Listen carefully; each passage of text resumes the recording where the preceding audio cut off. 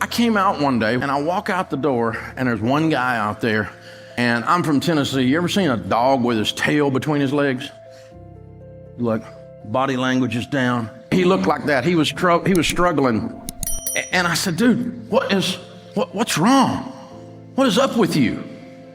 And he goes, well, I just had to come by and see somebody. He said, I know you went bankrupt a few years ago, and I know you know how it feels to fail. And man, he goes, I just had a horrible time. He said, I just had to talk to somebody that would understand, and I filed bankruptcy this morning. Oh my gosh, that's unbelievable. I said, what happened? He said, well, I was cutting grass in high school. I was making so much money. I just came out of high school and kept cutting grass, and then I added crews, and then I added a landscape architect to my team, and I added leadership to my team, and we grew, and we did these things, and we changed these things around, and we started doing, full subdivisions with the plantings and not just cutting grass anymore. We're a full-on landscape and irrigation company, and it grew and grew and grew and grew. And I said, what happened? And he said, well, 2008 happened, Builders quit building, and the ones that were building weren't paying. And he goes, I couldn't get anybody to pay me. He said, I had all these equipment and all this payroll, and he said, I couldn't get my money in. And he goes, the whole thing just caved in on me. How old are you? He said, 26. What was your best year ever profit that you took home? He goes, my best year ever, I made $210,000. I said, dude, that's a lot of bushes. You know what? You have now ridden this bicycle. You know what it feels like to balance a $210,000 bicycle. Most people never even get to ride that bike. So I'll give you a prediction. By the time you're 31, you'll be running something that size again. If you don't sit around and suck your thumb and make this your defining moment. This is not your defining moment. This is the time the bicycle wrecked. It's not the time you forgot how to ride one.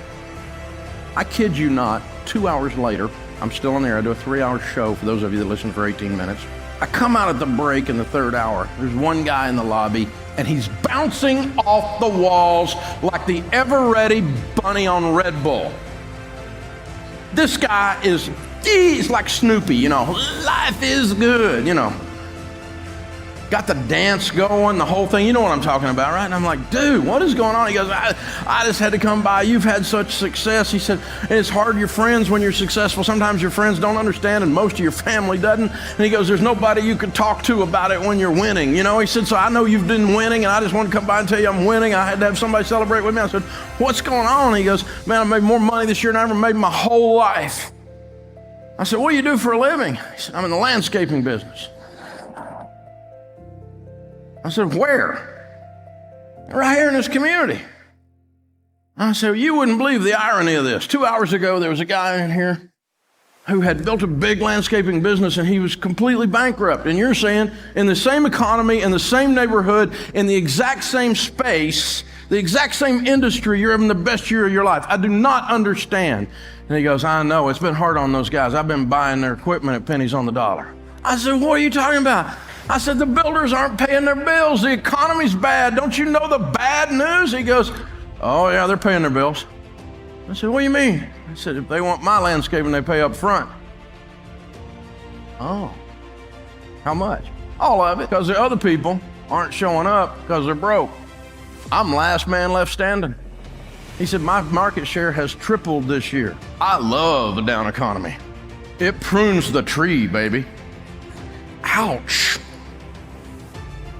Same space, same moment in time, same region, same industry. One's bankrupt and one's having the best year of his life. The only variable that's determinable, the only data point that's obvious that's different is the person. You're limited not by the economy. You're limited by what's between your ears. It's your fault. It's my fault. It's got everything to do with whether I did something, whether my team did something, whether we interfaced with our customer in a proper manner, served them, changed their life, transformed their life so that they tell all their friends, do business with Ramsey Solutions because we're awesome. Something you never say about the DMV. You got to bring it. It's hard sometimes. It's scary most of the time.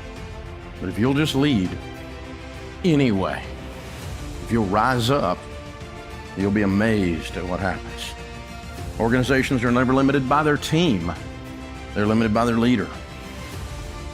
I often talk to these guys and around entree leadership stuff like this, and I run up to him, he goes, well, you don't understand, Dave. You're in a white-collar space. You don't have to deal with the labor pool I got to deal with. You don't understand about my team, Dave. My team's not like your team. Yeah, you know why? You hired them. Worse than that, you kept them. It's your fault. You lowered the standards for the level of humanity you will allow in your organization, and then can't figure out why your customers are pissed off working with people that half but care. I'd rather work it by myself until I can find somebody that cares. Find somebody that cares. Don't lower your standards. Well, you don't understand. Hey, let me tell you. Here's how it goes down. It looks like this. Pulling up in front of the Ramsey house while Dave's at work. There's a guy there to fix the heat and air. Now, one of these guys comes up in a truck that hadn't been washed. It's got the name on the side, sorta. Doesn't have enough parts or tools on the truck to do the job. Gets out, half his shirt's untucked, and he looks like a homeless guy. Knocks on the door, tracks mud into my house. Doesn't bother me, but don't do that to Sharon. You'll be on a mad hillbilly woman's list for the rest of your life. Wanders down, finds the location where the heating and air is, fixes it, leaves parts laying in the floor and boxes laying on the floor, tracks mud back to the thing. An hour later, the heat and air is not working again. Or, from the same labor pool, from the exact same industry, a guy pulls up in a truck that's clean, not perfect, but clean. He's clean and has bathed and shaved. His shirt is tucked in, has his name on it, so we know he's there from a company. He's not there for other reasons that aren't going to turn out good for him, because my wife carries. When he gets to the door, he steps back 2 steps after ringing so that his presence is not intimidating to the lady of the house, which is also wise. He says, Miss Ramsey, can I come in, please? Yes. And you know what he does? He reaches over and puts booties on, paper over his shoes, like he's going into surgery. He don't even have to fix anything. He's already won the business.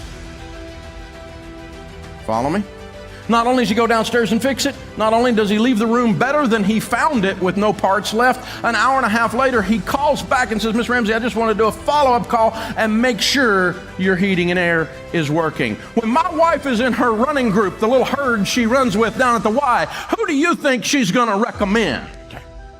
Oh, but the economy put me out of business. No, you hired doofuses and kept them and sent them to your customer and then blamed your failure on the economy.